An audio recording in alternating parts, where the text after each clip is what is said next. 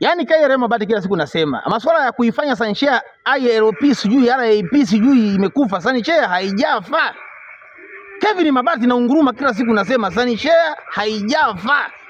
Sisi ndio masupplier wakubwa. Angalia sura hizi. Yaani hizi ni sura za kazi, ni sura za uaminifu. Yaani wewe uwe Morogoro, uwe Chalinze, uwe sijui wapi huko mkoani huko unapata mzigo wako wa Sanshare. Tuko Kibaha. Sanshare ipo Kibaha. Epuka matapeli. Mtu anapokuja kusema sijui Sanshare wamefilisika. Sanshare ni ya kufilisika. Unajua Sanshare wewe?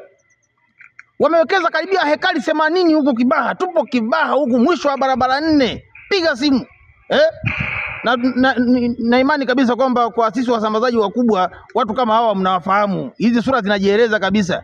Leteni order tufanye biashara. Masuala kusema Sanshare imekufa, Sanshare ipo. Mnaona uwekezaji namna hii? Kila siku mimi nawaambia hebu angalia majengo haya. Hii ni nini? Hapa ni wapi? Sanshare imekufa. Labda umekufa wewe. Hao ndio waliokufa. Sanshare ipo. Ndugu wateja wetu, Sanshare ipo. Hao huyu anayesema Sanshare imekufa kafa yeye huyu.